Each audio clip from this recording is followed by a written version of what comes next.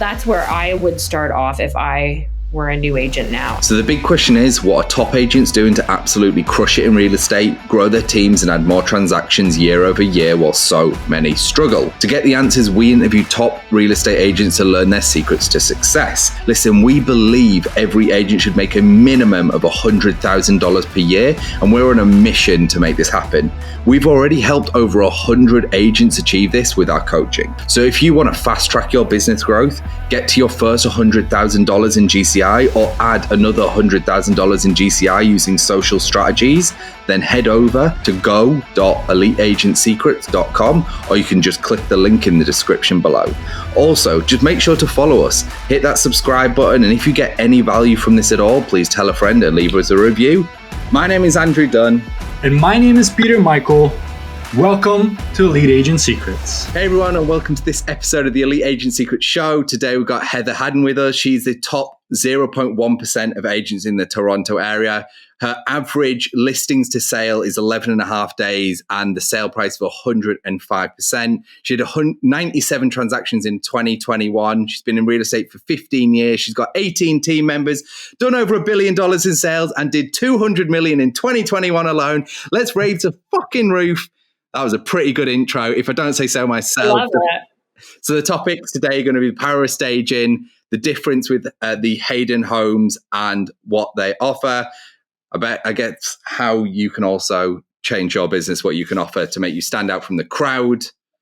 Heather, thank you for jumping on the show with us today. We appreciate someone who's done $1 billion in sales taking the time to come on and share your secrets to success. How you doing? I'm happy to be here. Thank you so much for having me.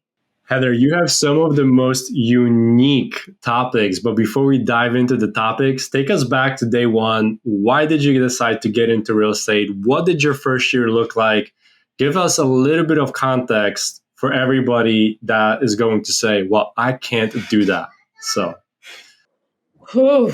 Oh boy. So I was a school teacher for like 2 or 3 years before I became a real estate agent. And my first year was really, really hard. I didn't do a deal for about 4 or 5 months. And I was young. I was like 26 at the time, 27.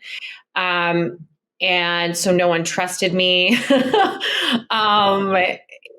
you also a teacher at the time?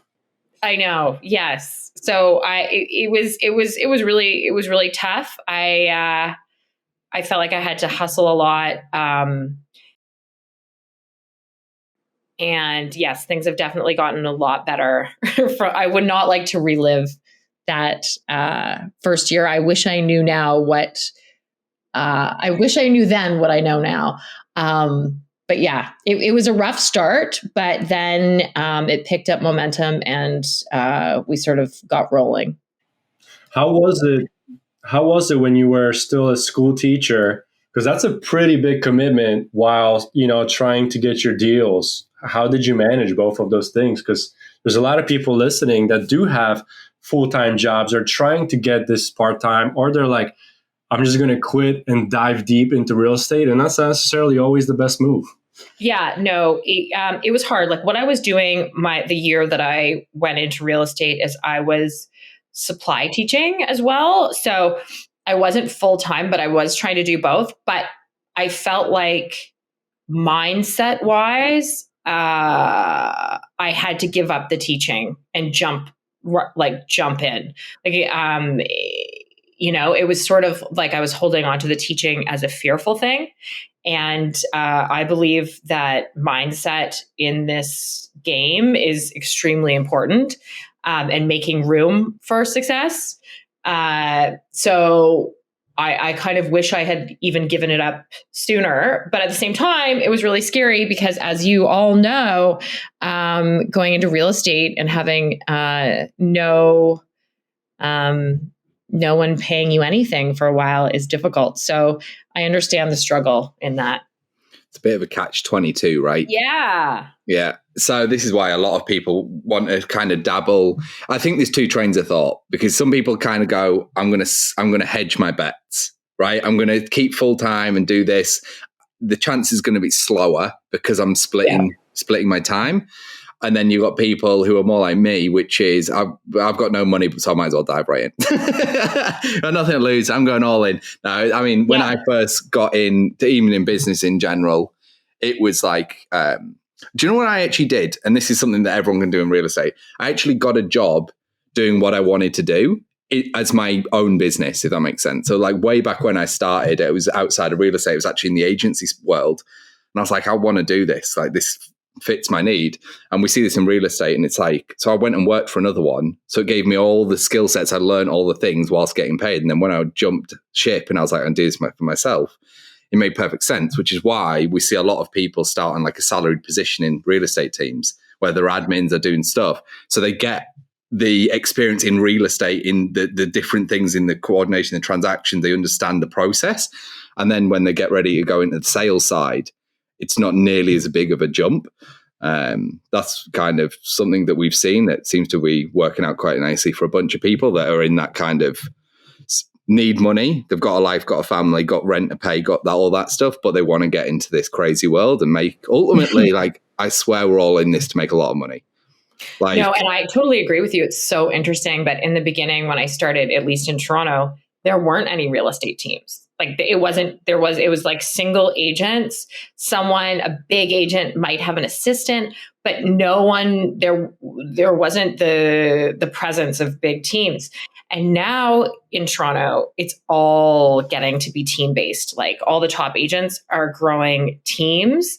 And I'm finding that all like new people really want to be on a team, because not only do you get leads and things that you would find hard to get otherwise, but you get training, and people don't want to work on their own. They want to be in an office with people. They want to work together. And so now we're seeing the growth of the team. And that's where I would start off if I were a new agent now, I think. Yeah. Cut that learning curve and, sometimes in half. Get to leverage all the experience. That's huge. I mean, that's when I was first starting out with Andrew. I mean, that's exactly what we did. We found somebody who was willing to lend us a hand, get on, under their wings before we were able to really spread ours. And it made things a lot easier. Like the question was like, what do I do next? It's like, hey, what should I be doing next? Okay. Either Brad or Paul's telling me to do this or do that. And I just executed. I didn't have to take up the mental bandwidth of. We'll figure this shit out on our own. Yeah, totally. And the big thing too is also when it comes to, being in a sales commission only sales role, it's a big adjustment where your whole life, maybe before that, your previous career has been straight up salary based, where you never really felt that pressure because you knew that check was coming in 2 weeks. I still feel that pressure. There's not a day that goes by that I don't feel that pressure, and have for 15 years. It doesn't matter how big my team gets or how much money I make. It's like a. It's just how we're wired. You can't explain it. Yeah. I reckon you've got a very big competitive streak in you, though. I would hazard a guess, because it's not the money. It's like, it's the number on the scoreboard. Then it's like, I want to get those deals. 100%. Like 100. Like I don't, like people are like, I don't care about the money. I'm like, I have to hit this and I have to hit it tomorrow or else. Like that's what drives me. And I think that's what's kind of fun about the business, or exciting. Like that's what keeps it exciting for me. It's like, it can go so many different directions, I feel. Well, one of our favorite things about real estate is like, you get to fucking decide. Like in every aspect. Like if you want to work with just luxury, or you want to work with condos, or you only want to work with certain types of buyers, you only want to work in certain days, certain months of the year, you want to do, it's like you get to choose, right? It's like everything is your choice. How much money do you want to make? It's one of the few industries you really do get to decide. How much work do you want to put in? How much leverage do you want to build? How much time do you dedicate? And then you can build multi-millions for yourself, which is why we love this industry. It's like the amount of money here is fucking crazy. It's mental. Crazy. It is. It is crazy. It's very crazy. And you're and at nearly $1 billion in sales. You're trying to mop up a decent portion of the Toronto market there, Heather. You got to leave some for somebody. I'm trying. So I wanted to dive into your first topic because I think this is going to help people understand how they can really sell homes and get those increased sales that you're getting and over asking prices, which is the power of staging. So walk through why this is one of your secrets. Okay, so now in Toronto, there are over 60,000 real estate agents now, which is just wild. I think it's doubled in the last probably 8 years. Anyway, it's extremely, extremely competitive. It used to be enough when I started to just throw something on the MLS as is and just say, this is for sale. Yay, come and get it. And then do an open house. Now it's become this huge thing. And, what services are you going to offer? How are you going to implement them? How easy are you going to make the process? All of that. So the staging is something that we include in our commission. So we have a giant warehouse and we have our own staging. We have 2 stagers full time. And we know that the staging adds such value to the price we can get for a home that it's a no-brainer. We would make more money if we didn't do it because it's definitely a cost, but the results are amazing. So we do it for our clients to get better results and then to get more referrals. So talk to us a little bit about, you said you have your own warehouse and you have your own 2 full-time stagers. Is that correct? We rent a warehouse, a part of a warehouse, and we have all of our staging furniture in there. And then we have 2 full-time stagers, and they stage places for us. The great thing about that is that we don't have to rent furniture. We don't have to renew the rentals. We have all of our own stuff, and furniture has gotten a lot more reasonable over the years. So it just makes sense. So when it comes to, when it comes to actually staging for our listeners, tips and tricks on the actual staging process, what actually works well, and some of the things you've learned along the way, because I'm sure there was been a bit of a learning curve to this. I would say one thing that we've obviously learned is that all staging isn't created equally. You have to have a certain style. It sort of has to look like a magazine or HGTV. It has to look modern and sort of, have that current look to it. And in different parts of the city, people want a different look, which is really interesting. I'm trying to think of problems that we've had in the past. It's been hard because we've had to have enough furniture. COVID was wild because we couldn't buy much or get our hands on what we needed at the time. So that made staging a lot harder. But now, sorry, go ahead. Are you staging like every listing you get? Are you staging in certain price points only? Every listing we get. So the other thing is, if you go onto my website, you'll notice all of our houses and all of our places look the same. They're all of a certain, they all look, we don't have any places that don't look amazing and staged. We don't sell places that aren't. So what about the houses that are, your clients still live in? How do you get around that? Do you still stage or? Yep.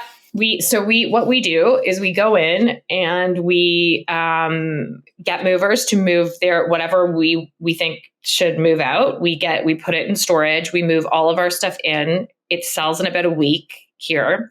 And then we take all of our stuff out and bring all of our stuff back, or their stuff back. So they can stay in it if they want, but they often go and stay with someone else or go out of town, just because in Toronto right now, the market is so crazy that, it wouldn't be odd to have 70 showings in a week. Oh, wow. So as far as the costs go, I don't want to say cost, as far as the investment in staging and moving their furniture and storage, between all of that, do you have like a certain budget for it, like 5% of your commission, or what that looks like? So anybody who's listening, like I've thought about staging properties, but then I'm like, crap, where am I going to get the money for some of this stuff? And do I stage a $400,000 condo? Oh, because I know it's going to sell anyways, right? Yeah, it's really tough. Like, it's a totally different story, I think, here, because the average sale is over $1 million. So the amount of commission that we're playing with is just quite great. So it's like spending 5,000 of that, 25,000 on staging and marketing and moving or just whatever. Just a business expense at that point, it just right? Makes a lot of sense. If I had like a very small, like let's say I was in the 400 range, I would probably work with the people's furniture and things and bring in the odd thing to make it look as great as I could on a budget. So that might be a few pieces of art or a few pillows or taking furniture out to make it look bigger. It wouldn't be a full I wouldn't do full staging probably if the average sale was, 400 or under like 500, but I would probably still do minor things to make the place look, painting, like make it look as great as it could. And you just covered those expenses because they'll just come out of your commission anyways, but you'll 105% of the list price you always get, and you will always sell faster than everybody else with less than 12 days on the market. So you're going to have that money hitting rather quickly too. Yeah, I hope so. I need to. At this point, I need that. Yeah. This is the next level stuff where it's like when you're playing bigger and you're really wanting to hit big numbers, like you're doing 200 million in 2021 and you're wanting to go to 300 million this year. I imagine you've got an even bigger goal. And it's like when you are playing at such a high level, you like, for most people who are probably listening to the show, the idea of having two, not one, but two full-time people just staging is kind of like, that's fucking crazy. Like, I'm so far. But like, there is also a lot of people who listen and have been on the show who are doing 100 million plus per year. And it's like, actually, I've not thought about maybe doing full-time stages. Like, why not? Because if I can get stuff sold faster, it's an additional bonus for my clients. That's another thing you kind of don't touch on, where it's like, gee, if you're saying to your clients, like, hey, I'm going to make your house look insane, right? And like, we're going to get it sold, you're going to get above ask, like, just trust us, we're going to do a great job. They're going to have an amazing experience. Chances are they're going to keep referring you business, right? Which I'm sure has been your experience. Whereas this has just like been an amazing experience working with your team. Oh, and by the way, if you're interested in gaining access to our course and coaching programs, then head over to go.eliteagentsecrets.com.